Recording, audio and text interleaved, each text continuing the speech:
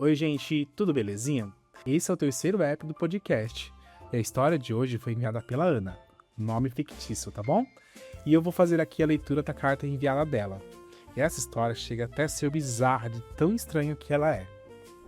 Gigi, histórias para ficar chocado. Eu nunca imaginei que uma coisa tão estranha pudesse acontecer dentro da minha própria casa. Na época, meu marido trabalhava muito. Durante o dia ele fazia um serviço e de madrugada trabalhava como frentista em um posto de gasolina. A rotina era pesada, mas era o que mantinha nossa casa funcionando. Eu ficava em casa com a nossa filha pequena, que ainda era bebê, e com a mãe dele.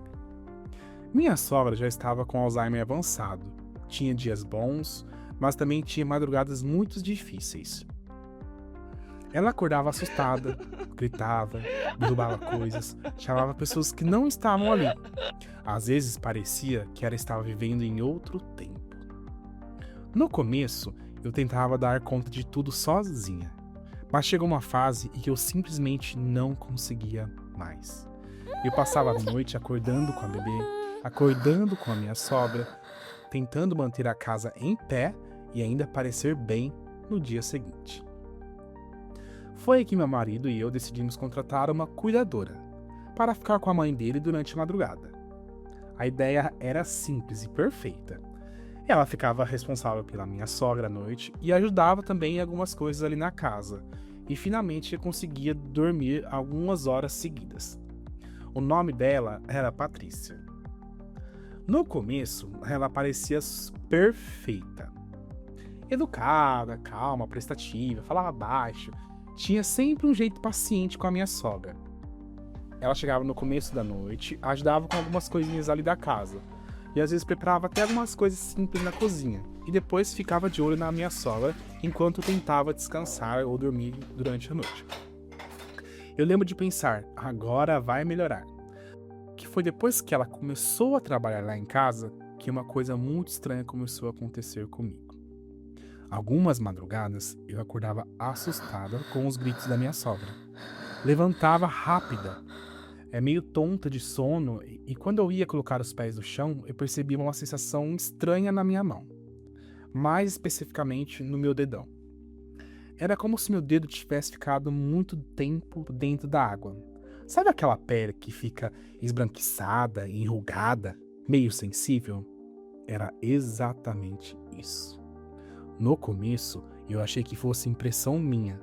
Pensei que talvez eu tivesse suado durante a noite, que minha mão tivesse ficado presa debaixo do travesseiro, sei lá. Qualquer explicação parecia melhor do que assumir que aquilo não fazia sentido. Mas começou a acontecer outras vezes. Nem sempre no mesmo dedo. Às vezes era em uma mão, às vezes na outra. Às vezes eu acordava de madrugada e percebia na hora.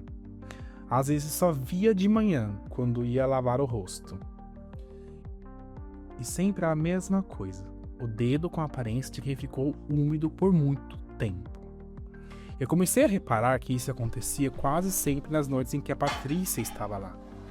Só que eu me sentia ridícula pensando nisso. Porque o que eu ia falar? Tem alguma coisa acontecendo com meu dedo enquanto durmo? Parecia absurdo demais, até para dizer em voz alta. Teve uma semana que isso aconteceu 3 vezes. Aí eu realmente fiquei preocupada. Fui ao médico achando que poderia ser algum problema de circulação, suor excessivo, alergia ou qualquer outra coisa. Ele olhou, fez perguntas, examinou minha mão e disse que não via nada fora do normal. Eu saí de lá mais confusa do que eu entrei. Porque se não era o problema meu, então o que era? Nessa mesma época, eu comecei a acordar muito cansada. Não era apenas cansaço normal de mãe de bebê. Era um cansaço diferente. Eu dormia, mas acordava com a sensação de que meu corpo ia apagado, pesado demais. Como se eu tivesse passado a noite inteira fora de mim.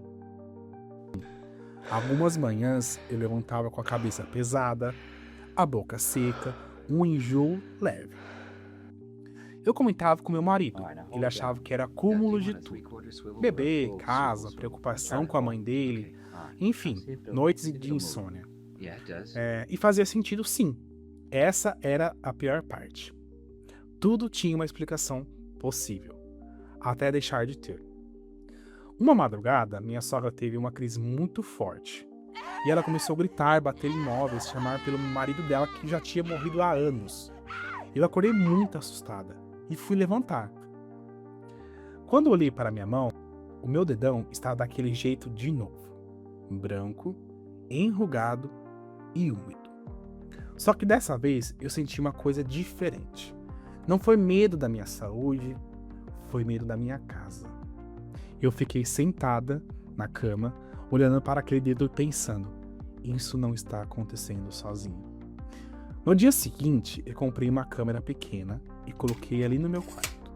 Não contei para ninguém, nem para o meu marido. Queria entender antes de falar qualquer coisa, porque uma parte de mim ainda torcia para ser exagero ou uma loucura. A câmera ficou ali ligada por uma semana. Nos primeiros dias, nada aconteceu. Eu assistia os vídeos acelerados e me sentia até culpada. Via eu dormindo, a bebê no berço, a Patrícia passando pelo corredor de vez em quando, minha sogra sendo atendida no quarto dela, tudo normal. Até que no 7º dia da noite, eu vi. E eu juro que por alguns segundos meu cérebro se recusou a entender o que estava acontecendo naquela tela. A Patrícia entrou no meu quarto de madrugada. Ela não acendeu a luz.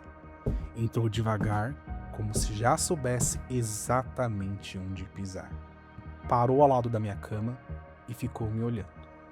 Depois encostou no meu ombro. Eu não me mexi. Ela mexeu de novo, um pouco mais forte, como se estivesse testando se eu ia acordar. E eu continuei imóvel. Ela fez uma coisa que me deu um frio no corpo inteiro.